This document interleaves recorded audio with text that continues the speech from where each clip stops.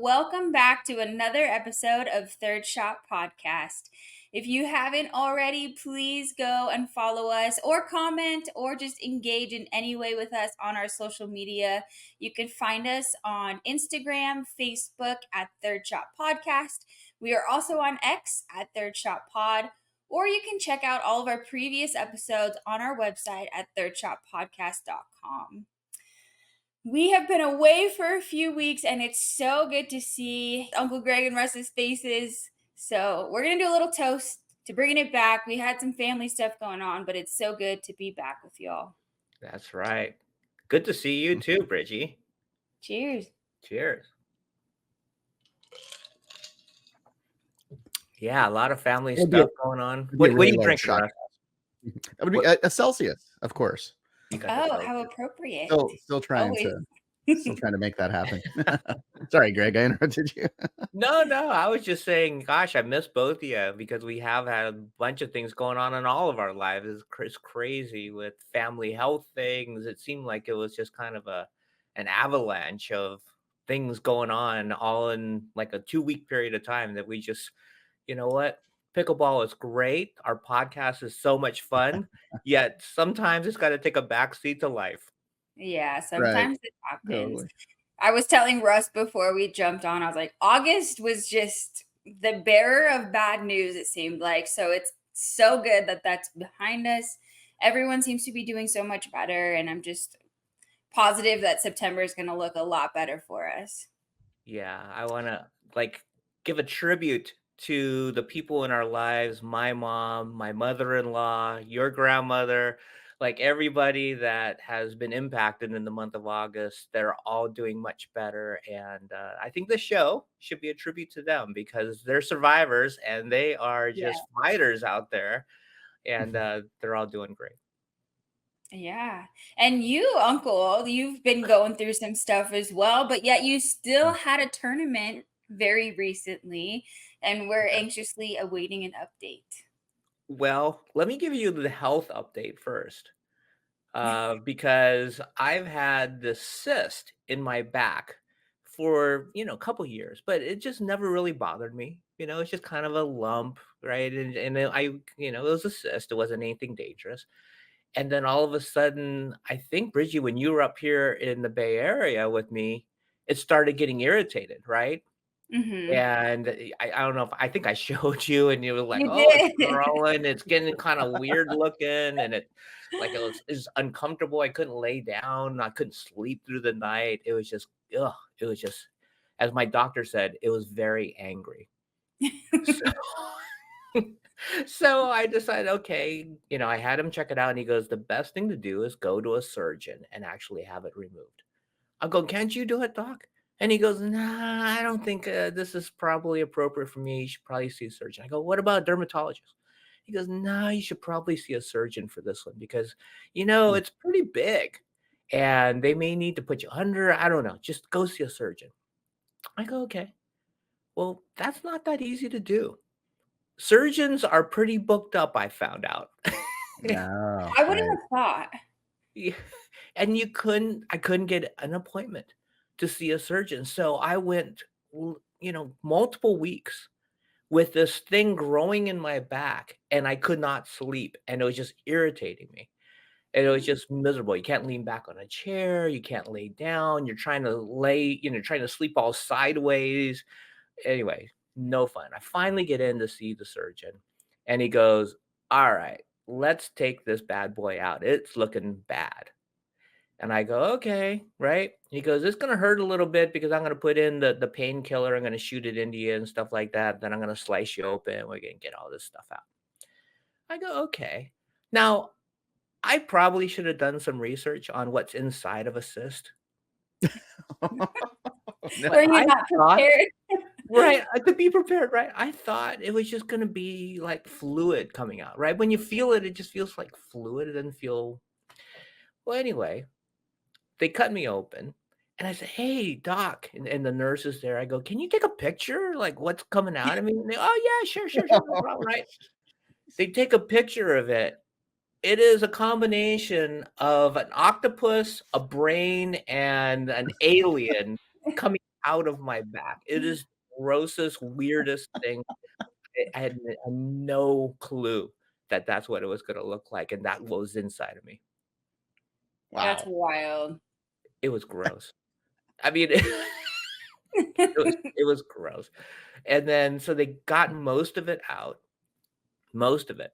And I say most of it because 3 or 4 weeks from now, they're going back in to get the rest of it.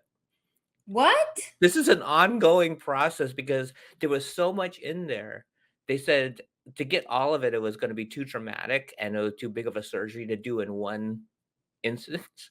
So Wow. Oh my they got gosh. as much as they could. They want the sac to shrink up as much as possible before they go back in and pull the rest out. So Wow. I have been living with a hole in my back Oh, Oh gee. my gosh. because they didn't wanna close it up because they're going back in. So they didn't wanna put stitches Right. or anything. They said, "Just let it heal." And, 6 weeks from the time I had the first procedure done, we'll get the rest out. So I've been living with a hole in my back. And I was freaked out because I was going, "Oh, no, I got a tournament, doc. I got a tournament. Yeah, but I think gotta that the play. It's a team yeah. thing. My team's counting on me. I can't just bail on them because I got this procedure, right?" And then he goes I go, "Is it gonna hurt? Like, is it gonna bother me? Is it gonna stop me from playing? Is it gonna be hurting too much?" And he goes, "Well, you'll have to let me know." I go, "What?" He's like, "Your He guess goes, is "I as don't good as know. You're just gonna have to let me know. Wow. I'm curious. I'm just as curious Wow. as you are, Greg. Let me know." Okay. Well, I played, Jeez. so it all worked out. It all worked But were out. Wow. you in pain? Like, what would the report back to the doctor be after playing with a hole in your back? Well, considering we did not win a medal, I'm gonna say it That's hurt so like weird. heck. Yeah, Yeah, that's like, oh my why. gosh, I couldn't take a backswing, I couldn't reach overheads, everything, all I could do was think. But Jeez. unfortunately, that wasn't true. It was fine. Well, I'm glad It's just a it's little bit of better. a nuisance knowing that it's there and you're sweating and it's kinda icky. Right. Yeah. But Wow. yeah, yeah, Wow. Yeah. yeah. It Anybody that's a little faint at heart, I do not show the picture of what came out of me or the hole that's left in my back right now. yeah, good call. Good call. Jeez. Richie, did I share It it does with make you? it I shared it with you, right? I did get to see it, and from the picture, correct me if I'm wrong, but it kinda looks like the size of maybe, like, a ping pong ball or That golf came out ball? of me or the hole. The hole, yeah. Oh, How big would you say it is? it looks like a third eye, an eye socket. Oh my Yeah, you that wow. was You the could be a joke, teacher. right? It's You know like, how how's your teachers third have, eye? like how teachers, they say they have eyes on the back of their heads, right? Like, Yeah, you could be a teacher now. yeah. You would think it would help me, right? Just being able to see everything around me, but no, it's not a help. But we played in a tournament. It was a team event. Shout out to the Mixed Dinks. That was our team name, right? We thought it'd be fun to kind of mix in I the like dinks that. with the drinking theme of our show here. So we were the Mixed Dinks, and we played very well. Brigie too was my mixed doubles partner. Nathan was Ooh, my men's partner, and Kara was the fourth person on our team that played women's doubles with Brigie and mixed doubles with Nathan. And we went through the opening rounds. We made it to the playoffs. We win our first match in the playoffs. We get to the next game, and oh my gosh, it's one of these things where it's rally scoring up to 21. You have to win by two. We kept getting to 2020, and we could not finish off and oh, win the Mm. freaking game. It was just driving us nuts. We get these bad breaks off the net or bad bounces, and we're like, how many ways can we lose the last 2 points to oh. unfortunately get bounced? And we finished in fourth place, but we had a great time. It was a lot of fun. Good Awesome. to hear. Yeah, and 4th place is so rough because it's just you don't get to medal, but you made it so far. We're That's right so tough. there. We're right there, and Yeah. oh my gosh. So that's kind of cool because they have what's called the Dream Maker, right? Dream Breaker, excuse me. Mhm. When if it's two mixed doubles matches, it's a men's doubles and a women's doubles, so it's four matches. If at the end of those four games it's 2-2, you then have to rotate players to play singles, 4 points at a time, up to 21. And Hmm. we did Oh, have one dream breaker where we won, I think 21-10 or something like that. Did really well. And in the bronze medal match, if Bridgie and I won our match, we would have gone to the dream breaker. Again, we made it to 20-20, and Bridgie got the most worst skipper bounce of all time. There was no way she could ever return this ball. And then I can't remember the last point, but it was another just kind of heartbreaking type point to make it to Mm. Dreambreaker. But well, it sounds like it was exciting, it at was, least, yeah. it was. But And we had a how do you lot of like friends and fans that came out and was cheering us on.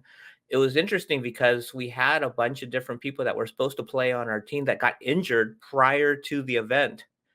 oh, no. So it was unfortunate that they couldn't play, but Donna and TJ both came out and cheered us on the whole day, which is a long day, but they were there with us with snacks and cheering, and it was Oh, great having them with us as well. that's awesome. How do you like the team format? Because that was your first team tournament like that, right? It's a lot of fun. It's a lot of fun because you're just, cheering the other team on. Now, I will say one thing about this event specifically that was a little bit unfortunate and fortunate at the same time. Usually, you're only playing one game or at a time, so you're cheering your teammates on. Because there Mhm. was this tournament was so popular, there's so many teams, you couldn't do that. So they were doing simultaneous. So when the women were playing, the men were playing. When one mixed doubles team was playing, the other mixed doubles team. So you couldn't be there to cheer them on necessarily, but it made the day go a little faster and That's which fair. and it was it was 90 some odd degrees, so it was nice to kind of move the pace along a little bit. But I like this team format. It's very fun. I want to do another one. I can't wait. I'm looking for the next one to do. Yeah, look Awesome. for one in Vegas. Yeah, there you go. Throw Oh, together a team. yes, let's do that. I think we know a I, w- few. We know a few teammates to join us. Yeah. I feel like you guys should start putting together like the third shot tournament, right? Ooh, Like get that going in Vegas. Make that happen. That'd be cool. We just need this chicken and pickle to open up, and maybe we can get in there. There we go. That would be fun. There we yeah. go. I heard there's another place in Vegas opening up called Electric Pickle. Yeah, I think it was supposed to be over by IKEA, but recently I'd been to IKEA and I went and drove past where it was before, and the sign that used to be up there wasn't up there anymore. So I don't know Oh, if they pulled construction or what, Mm. but I don't know now. I'll have to do some more research, but initially it looks like it's not happening. Maybe darn they're it. getting all their stuff from IKEA and they have to put it all together. It'll take forever. Yeah. Oh yeah. Yeah. Yeah. Greg, we were getting some comments and people want to see the photo. So here I happen to have it. I'll go ahead and show it. Oh, there it That is. there it is. And in the That's what came out background, of you your see the back. hole in my back. Yeah. Exactly. You can see how angry it is. Oh man, Squidward. Uh, Yeah. well, we're not going to have a back surgeon on today or SpongeBob, but No. I hear we've got a good guest on today. We do. We have a local instructor here in Northern California. Roger Lee is joining us. I had the pleasure of meeting Roger at an event recently at the Bay Club San Ramon, where they just put in these gorgeous new pickleball courts, and he's the instructor there. So I can't wait to talk to Roger and pick his brain on how do you play with an alien on your back. So we will have Roger join us here in a second. In the meantime, thank you everybody for joining in. And yeah, if you want me to direct message you a picture of the alien coming out of my back, please reach out to us on social media, our Instagram, our Facebook, which is Third Shot Podcast, or on our website, thirdshotpodcast.com, or on X, Third Shot Pod. Yeah, find a way. It's easy to find us, and I will somehow get you a picture of the craziness that is coming out of my back. All right. And on that note, we will bring in Roger Lee. Hey, Roger, how you doing? I'm doing great. So glad to be Welcome to here. Third Shot. Thank you. Thank you. Like I mentioned, I'm a huge fan. Love to watch your show. Glad to actually meet Bridgie, who I've seen only online. And then Greg, you and I Yeah. met on the court. So good to Yeah. be here today with both of you. Yeah, Roger, thank you so much for joining us. And it's always such an honor to have somebody on our show who is also a fan. And one day when I come to visit Uncle Greg, we'll have to make sure that we schedule some sort of pickleball meetup so that we could actually meet in person. But in the meantime, it's such a pleasure to have you on our show. We're going to do a little toast to welcome you on to Third Shot. Here's to you, Roger. Thanks for All joining. right. Cheers. I got my Cheers. cheers. I have my double insulated stainless steel Yeti cup here. And a Look at quick call you. out to it says Grill Girl on is a friend of mine over in Florida. She leads a barbecue team called the Grill Girl, and she does workshops for women to teach them how to grill. She's fantastic, and so this is one of my favorite cups. That is That's right up Russ's awesome. alley. He's the I grill was master of thinking this the show. same. Yeah. Yeah. Yeah, if you want to get his attention, talk grilling and barbecuing and smoking. Uh, And we're talking that, smoking meats, just to clarify. Just to clarify, smoking means multiple things nowadays, but yeah, we're talking meats. it's one of my hobbies, maybe one of my passions. I used to work for a company that made Kingsford, and I'll tell you, being able to sample barbecue across the country, I mean, you could probably do a whole podcast on that. Is interesting. You could tell a lot about a community and a culture by their food. And if you go to the South, the barbecue is just just out of this world. Oh my Yeah, gosh. Well, I think we need to have a spin-off show that has something to do with barbecuing and food, and we need Roger to come back on and talk about that. for That sure. would be that'd be fun to do a little bit of pickleball and then have a barbecue, do some brisket, do some Carolina sauces, maybe some Kansas City types of sauces, which are a little bit sweeter. They use a lot of like marmalade and brown sugars and whatever you guys like. Yeah, I'll make it for you. Well, Russ and Bridgie have both hit the Austin barbecue scene. Oh, Yeah. I have So not that's made it. interesting to share a little bit about your past. What about when it comes to sports? Because I know I've heard that you've had an interesting kind of upbringing when it comes to sports before you got into the game of pickleball. oh yeah. I come from a family of five kids. I'm the middle kid, and so usually right around the middle kid, the parents are not as involved, and then they get more involved with the last kid. So the baby's spoiled, and the oldest is kind of catered to, but usually in the middle, we're kind of somewhat ignored. But my parents were very involved in everything that we did. My dad coached my baseball teams, and I could tell you some wonderful stories about how the one year that he actually managed, which is kind of like the head coach, and he took us to a championship with Wow. the last pick in the drafts.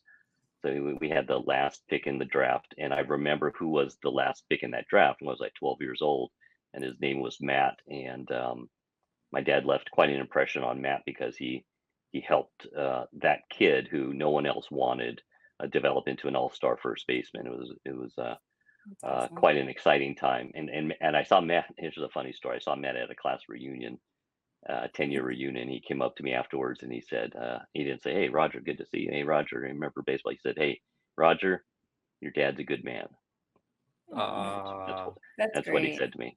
Yeah, that was Yeah, years I ago. got chills when you just said that. I got the goosebumps when you just said that story. That's cool. And here's the funny thing: my dad didn't know a whole lot about baseball. I didn't know this until much later. But he coached on my teams. It was always there, and then he managed, and we won the championship that year with kind of a ragtag team of misfits and last draft choices. But it sticks out in my memory. He sacrificed. My mom also did the same thing. She went to my tennis tournaments, drove me there before I had my license, right, and sacrificed her weekends, even though she had four other kids. And so I always appreciated that, and that kind of helped me think about what kind of parent I wanted to be, how involved I wanted to be in my kids' sports, what a important part of their lives that was, and how much learning they did, and how much they're going to remember. And so I was always flying back from business trips or coming back just to catch a soccer game or a softball game.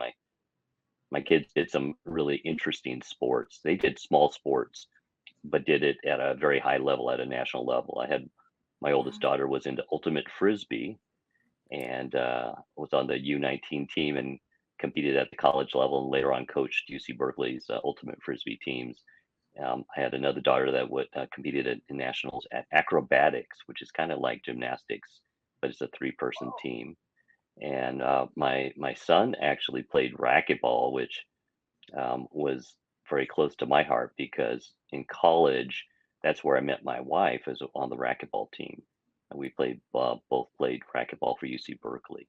And so I thought all my kids would end up going to Berkeley and playing racquetball. Turns out none of them went to Berkeley, and one played racquetball. So you never know. Well, you were very good at tennis and racquetball, correct? I did a lot of it. I enjoyed it, and the racquetball I continued playing for decades, right into my 50s. Really enjoyed racquetball a lot. But it's one of those sports that's a little bit tougher on your body because you have all four people so close together, rackets flying, stepping on each other's toes, and the back wall adds that third dimension that is really tough on your knees. But I enjoyed it. My wife enjoyed it, and we have so many good memories of our college days competing against other local colleges here in the Bay Area in racquetball. That's so nice. So, at what point did you get into pickleball and move from the racquetball and tennis? Well, interestingly enough, it used to be called Club Sport in Pleasanton. I think it's a Bay Club now. They had like a pickleball open house, and so many people showed up. I don't think they had an idea of what was going to happen, but so many people showed up. They didn't have enough courts, and they set up tables in the middle of hallways and tables on the sides of courts that people can just hit over just to practice. And most of us didn't have paddles, we didn't know what we were doing, but it was so fun. And as you probably both know, the learning curve is very shallow. It's very easy to pick up, right? Um, and that was my first introduction to pickleball. It's this fun sport, and everyone gets together, and we were just playing lots of different people that we didn't know, and just laughing and having fun. When COVID hit, indoor racquetball became very difficult, and then I started playing in our backyard with my kids. All my kids came home from either school or from where they were working. And we set up a little net in our backyard and we started playing, and we all just loved it. It became our family sport. Then that's when we started playing with Tri Valley Pickleball, local pickleball places in Livermore, Pleasanton, and Danville had a couple of courts at Osage, and we just started playing lots of different places. So we got the bug like before COVID, but then started playing a lot more during after 2019. So now you're at Bay Club San Ramon. You're one of the instructors there. Like, how did that happen? How did that evolve? And tell us a little bit what your role is at the Bay Club. Sure, sure. Well, I probably spent about 35 years in biotech and consumer products, doing intellectual property and innovation. And that was my career. Decided to retire. My wife had retired. We wanted to retire at 50. It took us a little bit longer, so we retired. We sit on a couple of boards, but what we found is that now we got a lot of time to play pickleball. This is great, and so we really enjoyed being outside and having fun together and doing sports and getting sun and relaxing, doing all the fun things that we couldn't do before. But I started volunteering as a coach with Tri Valley Pickleball Club, TVPC, and they started off with like maybe about 7 people, probably right around 2020, right around 2020. And they started off at Livermore Downs in Livermore, Now they're about 700, Whoa. and they host beginner clinics almost every other week, and that's where I got my start coaching. Is just volunteering and coaching groups of about 32 people. There's probably 4 to 6 of us volunteer trainers, and it was just so fun watching the expression on these people's faces as they're playing for the first time. They're picking up a paddle for the first time. You tell them the rules, and we tell them in advance. We're going to tell you the rules, but you're still going to get the score mixed up, and you're still not going to may not understand the non-volley zone and which side you're on. That's okay. You'll pick it up as you start to play. Um, and I enjoyed doing that so much that I actually went and got PPR certified, got some other trainings, and when the opening at Bay Club Crow Canyon appeared, I knew that they had new courts there that they had just built a few months prior. Um, and I thought that would be a great opportunity because they're really starting to build the community there, kind of developing this pickleball culture, which is a little bit different than a country club culture, right? And they're blending the two. They wanted someone to come in and help facilitate that, not just teach pickleball, not just lead clinics, which I really enjoyed, but to kind of start changing the culture and start building a pickleball community and bringing new people in and advancing the advanced players and getting the beginners to be able to feel comfortable and building that whole culture there. And that's what I really relished about that opportunity, is to be able to do more than just pickleball at Crow Canyon. Yeah, that's something that Uncle and I have talked about on our show before too, is kind of that community that circles around pickleball when you play and the team building piece of it. What are some things that you do with your members that kind of helps build that team building experience?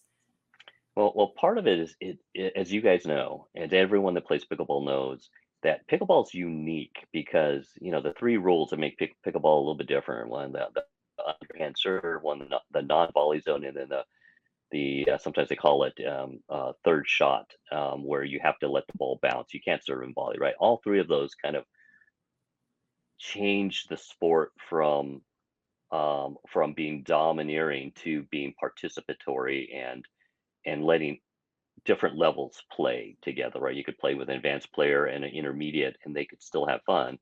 You can't do that in tennis, right? In tennis, if someone's got a big booming serve and someone can't return that, it's not fun for either person. You can't do that in racquetball. Someone's got a good serve in racquetball, the other person's not touching the ball, and so you have to be at exactly the same levels in many of those sports, including badminton and squash. Pickleball, because of those three rules, lets lots of people play with lots of different people. Older people can play with younger people, men with women, um, beginners with intermediates, intermediates with advanced, advanced with beginners. That that automatically allows um, this different culture to develop, and all I try to do is augment that. So I just try to bring the people together. We have what we call dink and drinks, right? So we provide a number of different beverages, and Greg, you were at one of those, weren't you? I can't I remember which was, one. I was, Yeah. and I did some dinking, I did more drinking, but yeah, it was a great time. so so we host a number of those and let people just have fun. And if you Greg, if you notice, there were beginners and there were advanced players, Yep. and we do a variety of different things. And one of the kind of games that we played was up and down the river, which means you have a teammate, and if you win, you move up a court. If you lose, you move down a court. But every game you split, meaning you have a new partner every time. And so it ends up being a lot more social than if you just stick with the same person and play the same people all the time. And so we try to once a week, once a month, have a dink and drink, and then once a week have some sort of open play that allows people to meet new people, to play with different people, to try different styles, and let bangers play with people who have a soft game, etc. And we try to mix it up as much as we can. That sounds like a lot of fun. I played that team event yesterday. I mentioned it a little earlier on the show, and a number of the people that came out and watched and we played against have just joined Bay Club because you guys are doing different memberships, but mostly because of the pickleball and the community that you're building in the pickleball, especially at Crow Canyon. They love the courts. I talked to so many people yesterday that have just joined, and they're telling me, Greg, you got to join. We're going to do this on this night. We're going to do this on this night. We're going to do this in the mornings. They already got the whole schedule planned out. They speak the world of you, Roger. I think it's yes, I know they love you. Because I think they've had experience playing with you and getting some of your coaching in the past. And one of the things that you're doing kind of neat at Bay Club Crow Canyon is you're doing corporate events too, where you're kind of doing some team building for different corporations. You coming from a corporate background and the pickleball experience and background that you have now, it's like you're building those two things together. You're merging it. Yeah, and I love that part of it.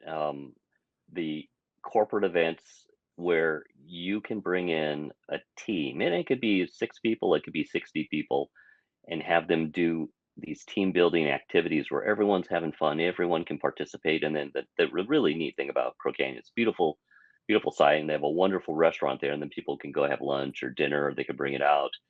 And Greg, you've been there what 1,000 times probably playing At golf, and least, you have yeah. you have a beautiful view of the golf course as you have dinner. So it works out great for a corporate event. And the interesting thing again with pickleball is that there's a lot of sports where you just can't do that. You can't teach someone that hasn't touched a paddle or racket or a golf club in a few minutes to be able to go out there and have fun. Now, golfing is a popular corporate event too. It takes a little bit longer, and maybe it's good if people practice a little bit in advance and have their clubs. Pickleball, you don't even have to practice. You could just get out there and have fun, learn a little bit. So we'll do a little bit of training at the beginning, and then let them play. And then some of these corporate teams want to have like a little tournament. And so here's a little bit of insight. Every time we've done one of those, and I've done those with a variety of different corporations, they get very competitive. So at the beginning, everyone's having fun and laughing, and we're learning how to play pickleball. Once you have a tournament, I tell you, the senior directors don't want the directors to beat them. The managers don't want the associate managers to be able to have bragging rights. And we had people diving all over the courts, doing things. We go, yeah, hey guys, take it easy. This is just for fun. We don't want anyone to get injured, and we have to calm people down. Strangely enough, they really get into it. But the bottom line is they have fun together. They kind of learn together, and they get to spend the day together. So a corporate pickleball event is just working out really well. I think that's going to be a big part of many clubs, including Crow Canyon. Yeah, as you're explaining it, I'm like thinking in my head, I can totally see my work team being one of those people or one of those groups that you'd have to calm down because our bunch is so competitive. We can play like minute to win it games in our weekly meetings, and those like we start screaming at each other Yeah, yeah. in a positive way, but it's just so much fun, and I can see why corporate groups would want to come and play pickleball and the benefits of it too after having played. I think that would probably help people get more involved in the pickleball community as well. Yeah, and it's so fun because you could have a really good pickleball player and a beginner. You could have an admin and their manager or someone else's manager together, a VP and someone in marketing or sales, and they could have fun. And there's not many sports that can do that. But Bridgie, the neat thing is if you do that at your place, you could secretly be the ringer, right? And Yes. and then like you could like keep you can bring that up in meetings later, right? Hey, Yeah, I'll suggest it remember? for our next team builder. Yeah, hey, remember when I body bagged you that last time, and I could do that again. Yes. Well, Bridgie has built up a reputation at UNLV. I think everybody knows she is The she's pickleball the pro. person. Yeah, be like if they're gonna do a pickleball event, get Bridgie.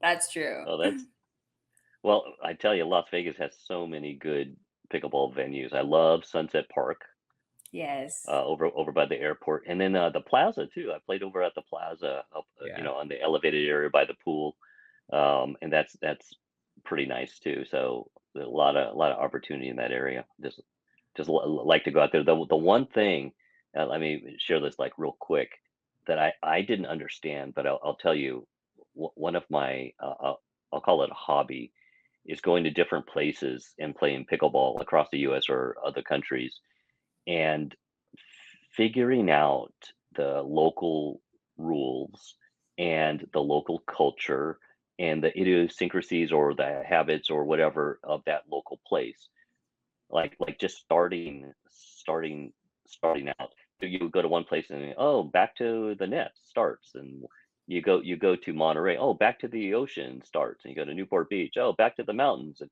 like everyone has their own rule of like who starts, and then That's everyone cool. has their own paddle rotation and paddle stacks. It's really, you stack your paddles here, and the two in Monterey are really interesting. There's one where you do a paddle stack and you wait and you get onto one of the six courts, and then the one that's only a couple of miles away, me and a bunch of other people are at a conference and we stacked our paddles, and we noticed a couple of groups kept playing. Right? You could see them shake hands and they would keep playing and go, hey, they're supposed to let us on. What's going on? Turns out that place had a paddle stack per court. So if you didn't put Oh, your Mm. paddle by that court, so you could pick your court, right? And we didn't know that, and no one told us that until we finally kind of figured it out and had to ask someone. In Hawaii, have you ever played at Kihei courts in Maui? I have. So you notice they have a whiteboard Yeah. and it's color coded, and sometimes they have a legend there. So they'll have blue, green, and red. They'll have a legend there. Sometimes the legend gets marked off, and so you kind of have to know if you're blue, green, or red, which is advanced, intermediate, or beginner. You don't want to get those mixed up, right? And so they have a nice system there. But learning all these different systems is interesting. The reason I bring this up is at Sunset Park, when it warms up a bit, people switch from using a Franklin ball to a Dura, and I didn't know this. I was just a visitor. They let me play with them. We're playing, and then everyone stopped playing. Like, what's going on? And then people are like, everyone was like taking a break and then grabbing the different ball. And I don't know if it's temperature or time related. Like, is it 95 degrees and they all switch balls or what? But I was like the only one that didn't know what was going on. Everyone else, yeah, no, this is what we do. Oh, okay. Did you know that, Oh, Bridget? that's funny. No, I've never encountered that. I have with certain groups though at Sunset Park where depending on the group that you're playing with, they prefer one over the other, but I've never experienced it when it was maybe I don't go when it's hot enough. And so I don't I don't know if they switch the ball due to the heat, but it wouldn't surprise me. The temperatures here do affect a lot of gameplay, I think. Yeah. Yeah, and I was standing there on the court as everyone walked off, and I thought it was something I did, and no, they're just switching balls. They knew what they were doing. Hey, Roger, So I got to ask you this question because Bridget and I have had this conversation in the past because we interview people from all over the country, but you've traveled all over the country and I believe internationally as well playing pickleball. Do you notice different styles in the different regions that you go to? Like this area is a banger, region, or this area is a lot more soft game, or do you notice that, or is it pretty much pickleball is pickleball? I noticed that everywhere you go, there is a variety of players, and when you go to places like Florida, you do have a lot of tennis players, and they love to hit those ground ground strokes from deep, and they don't necessarily want to come up to the net, right? They just want to bang away. When I go to, I've gone to other countries. We went to Uganda. There wasn't a lot of players, but they were all willing to grab a paddle and play. And I was surprised at how quickly and how athletic some of the folks over there were in Uganda and like Kenya, and had really good hand-eye coordination. Like you're showing them a racket sport for the first time, right? And here's the ball, and they've never seen a ball before. They're used to throwing rocks or a crumpled up piece of paper. This is what they're showing us. Oh, this is what we play soccer with, and it's some paper that's crumpled up. And so we bring some pickleballs or some soccer balls just to give away to them, and they think that's great. But everywhere I've gone, there's been a mix of players. I haven't been to one place where it's all one or all the other. Other than in hot climates, it seems like the dinking and the lobbing is more prevalent. Like when you play in Hawaii and the humidity goes up, and a lot of people are dinking, and then in when we played in the PPA in Sacramento, this was probably in June with that first heat spell. It probably got to about 107. A lot of teams lobbed a lot, and it was, you look around, it looked like a whole different game, right? And people were putting the ball up, and you know why? Because when they would hit a lob, you hear the other team swearing and cussing, because now they had to go back or look up into the sun, and it was Is very effective. yeah. Wow. Like I'm sure you've got tons of stories. It sounds like you've traveled all over the place, and I love that everywhere you go, you're bringing your pickleball paddle with you. And I hope you have pictures too, because I'd love to see those one day of all the different courts. Yeah, I shared a few with Greg, but I could share some others. The courts all look similar. The people, the common denominator is just pickleball is one of those kind of sports where people can be very, very inviting, and you have some places where people just want to stay with their own group, and you'll always have that. But more so than other sports, people are inviting. Um, uh, when I was down in Ventura, so my son had organized a Father's Day present for me about a year ago, and he knew my wife was away at a conference, so he knew I was going to be alone, right? And so he organized a Father's Day event. And he goes, "Dad, I don't want you to be alone." I didn't have the heart to tell him that for most men, like a Father's Day by yourself is like a dream come true, right? You got you could sit in the recliner, you could watch a football game, you have your favorite snack, you just relax. He goes, "No, Dad, I don't want you to be by yourself on Father's Day." Okay. So I went down to Southern California and met him down there, and he had organized like a sea kayaking and a pickleball day for me. And we walked onto these, and he just picked out these courts, without any research over in Ventura. We just walked onto the courts, and the people had this spread of food and desserts and things, and it just welcomed us in, some home baked breads, Wow. and said, "Help yourself," and, "Hey, why don't you play with us over here? And why don't you play with us over there?" And they watched us play a little bit, and knew that we could hit with them, and once we did, we kept getting dragged over to courts. People wanted to play with us and share their food, and they were doing like a couple of birthdays, but also a little bit for Father's Day. So it was fun. Not many. I don't see many sports like that, and so that's one of the things I really really like about pickleball. Yeah. You mentioned your kids a few times during the interview, and I know there's an upcoming event, tournament soon in Livermore, and they pay tribute to one of your sons. Tell us a little bit about that. So September 14th and 15th is the Tri Valley Pickleball Club's Harvest Crush. I think it's their third tournament that they've hosted. They are dedicating the tournament to my son, who I just mentioned. He unfortunately had passed away almost about a year ago today, a little bit more than a year ago today. And he was an avid pickleball player, and he loved hanging out with the Tri Valley folks and having fun. Often, as a 25-year-old, he was the youngest one out there, right, playing with these 60, 70, 80-year-olds, and he just had a big smile on his face, and they just took him in. They treated him like their own kids, and they're gonna dedicate the tournament to Jared, and I'm looking forward to that. My wife Michelle and I will be there Saturday and Sunday morning to help kick things off.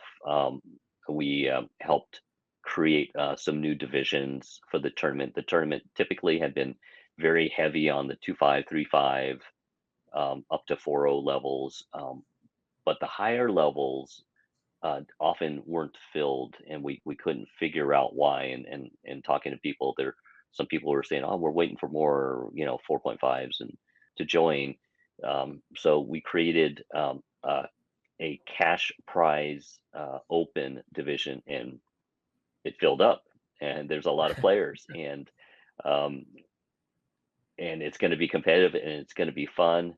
And I think it's exactly what our son would have wanted. He wanted to see that thing filled up, and a lot of people playing and having fun. So if anyone's watching this podcast before then, come on out and to Mayneeson over in Livermore Park and watch the Harvest Crush tournament. Or if there's some spaces open still, man, maybe you could still sign up and play. It's a fun tournament. They do a really, really good job with it.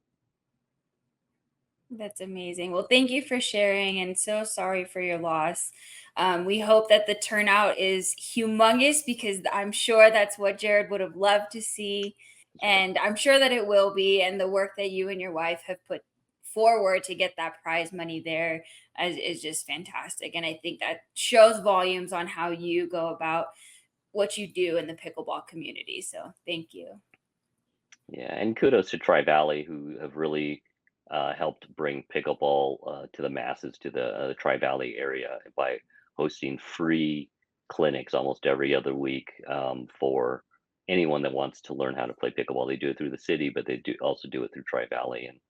And our son was a mediator and an ombuds, and his goal was to bring people together, right? And that's what ombuds do. It solves conflict, and that's kind of what Tri Valley's doing with pickleball, and it's kind of what pickleball does with the individual players, is just bringing people from all different walks of life together.